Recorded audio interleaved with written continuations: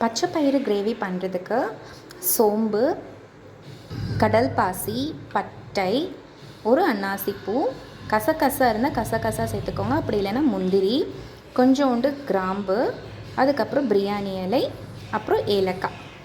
இப்போது நம்ம இதை எல்லாத்தையும் மிக்சியில் போட்டு நல்லா அரைச்சிட்டு அதுக்கப்புறம் ஆயிலில் ரோஸ்ட் பண்ணலாம். என்கிட்ட கொஞ்சம் மிக்சி பிளேடு கொஞ்சம் ப்ராப்பராக இல்லாததுனால கொஞ்சம் இப்படி இருக்குது. நீங்கள் இன்னுமே நல்ல நைஸாக பவுடர் கன்சிஸ்டன்சிக்கு அரைச்சிக்கோங்க. கடாய் அடுப்பில் வச்சுக்கோங்க. நான் வந்து கடலை எண்ணெய் பயன்படுத்தியிருக்கேன். நீங்கள் சமைக்கிறதுக்கு என்ன பயன்படுத்துவீங்களோ அதை பயன்படுத்திக்கலாம். 2 பெரிய வெங்காயம், 3 பச்சை மிளகாய், 2 தக்காளி நறுக்கி வச்சுருக்கேன். எண்ணெய் நல்லா ஹீட் ஆகிடுச்சு. இப்போ நம்ம இதை ரோஸ்ட் பண்ணி எடுத்துக்கலாம். எப்போவுமே இப்படி அரைச்சி சேர்க்கும் போது ரொம்ப நல்லா அரோமா வரும். இன்னொரு சில பேருக்குலாம் பார்த்திங்கன்னா இந்த பட்டெல்லாம் ஃபுல்லாக நம்ம போடுறோம் இல்லையா, அது நிறைய பேருக்கு பிடிக்காது. இப்படி அரைச்சி சேர்க்கும் போது அதோட ஸ்மெல் அண்ட் ஃப்ளேவரே அழகாக இருக்கும். இது ஓரளவுக்கு நல்லா வறுபட்டுருச்சு. இப்போ நம்ம வெங்காயம் சேர்த்துக்கலாம். ஒரு வாட்டி இந்த ஸ்பைசஸோட வெங்காயத்தை மிக்ஸ் பண்ணிக்கலாம்.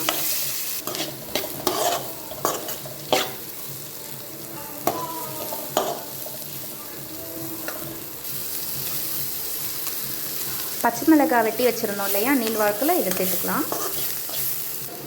கருவேப்பிலை சேர்த்துக்கலாம். இந்த ஸ்டேஜில் இன்னும் நல்லா ஸ்மெல் வரும்.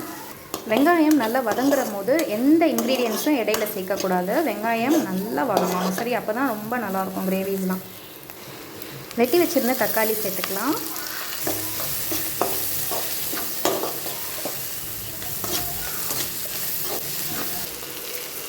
இஞ்சி பூண்டு பேஸ்ட் சேர்த்துக்கலாம். வெங்காயம் போட்டதுக்கப்புறமா நம்ம தக்காளியெல்லாம் சேர்த்துட்டு இஞ்சி பூண்டு பேஸ்ட் போடும்போது உங்களுக்கு அவ்வளோ சீக்கிரம் அடி பிடிக்காது. இன்னொரு முக்கியமான விஷயம், இஞ்சி பூண்டு பேஸ்ட் போட்டதுக்கப்புறம் நம்ம கொஞ்சம் கிளறி விட்டுக்கிட்டே இருக்கணும். சமையல் செய்யும் போது இங்கேயும் போக வேண்டாம், பக்கத்துலேயே இருந்து செஞ்சிங்கன்னா கரியாமல் சூப்பராக வரும். இப்போ நல்லா மசிஞ்சிருச்சு பார்த்தீங்கன்னா. கண்டிப்பாக போகணுன்னு ஆஃப் பண்ணிவிட்டு போயிடுங்க, அதான் பெஸ்ட்டு. ஓரளவு நல்லா குக் ஆகிடுச்சு. அண்ட் அடுப்பு பார்த்திங்கன்னா நான் லோ ஃப்ளேமில் தான் மெயின்டைன் பண்ணிட்டுருக்கேன். இப்போ நம்ம மசாலாஸ்லாம் ஆட் பண்ணிக்கலாம். ஸோ விசேஷமாக நான் எந்த மசாலாவும் சேர்க்கல. சக்தி மசாலாவோட சில்லி பவுடர் ஒரு 1.5 டேபிள் ஸ்பூன் போட்டுக்கலாம். சக்தி மசாலாவோட தனியாத்தூள் 2 டேபிள் ஸ்பூன். இது மஞ்சள் தூள் 1/4 டீஸ்பூன். பச்சை பயிர் பொதுவாக வாயுன்றதுனால நான் பெருங்காயம் தூள் சேர்த்துருக்கேன். ஒரு முறை மறுபடியும் நல்லா மிக்ஸ் பண்ணிக்கோங்க. பச்சை பயிறு நைட்டு ஊற வச்சது ஒரு 3-4 விசில் போட்டிருக்கேன், சின்ன பசங்க இருக்கிறதுனால.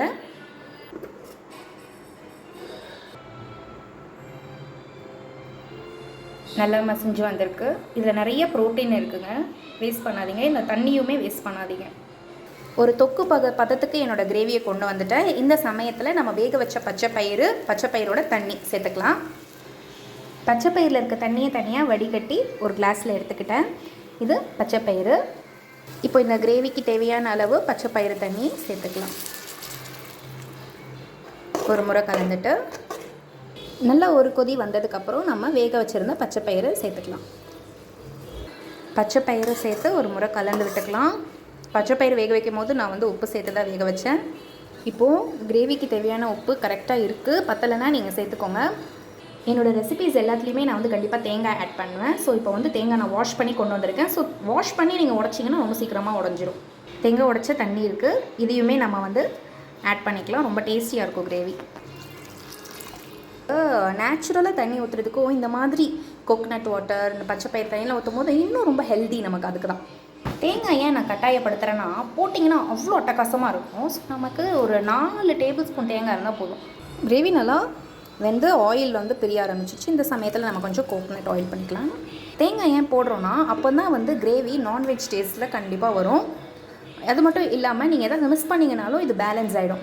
அதனால் தேங்காய் மட்டும் மறக்காமல் சேர்த்துக்கோங்க. அப்போ தான் நல்லா டேஸ்டியாக இருக்கும், எம்மியாக இருக்கும். ஸோ லாஸ்ட்டாக இந்த கொத்தமல்லி தழைகள் போட்டு சர்வ் பண்ண வேண்டியதான். இது நீங்கள் ரைஸ், சப்பாத்தி, பூரி எதுக்கு வேணாலும் சேர்த்து சாப்பிட்டுக்கலாம். ரொம்ப டேஸ்டியாக இருக்கும். நல்ல ஒரு ஹை ப்ரோட்டீன் கிரேவி இது. ஸோ ஒரு 5 to 7 minutes நல்லா கொதிக்கட்டும். அப்போ தான் நல்லா இந்த தேங்காய் இந்த கிரேவியோட நல்லா மிக்ஸ் ஆகி ஒரு நேச்சுரல் நான்வெஜ் டேஸ்ட்டுக்கு வரும். நான் செஞ்ச மாதிரி அதே அளவோடு செஞ்சு பாருங்கள். ரொம்ப பர்ஃபெக்டாக வரும், ரொம்ப யம்மியாக இருக்கும். ஸோ கண்டிப்பாக ட்ரை பண்ணி பாருங்கள். சரியா? இதை மிஸ் பண்ணிடாதீங்க. ரொம்பவே சத்தான ஒரு உணவு. தேங்க்யூ.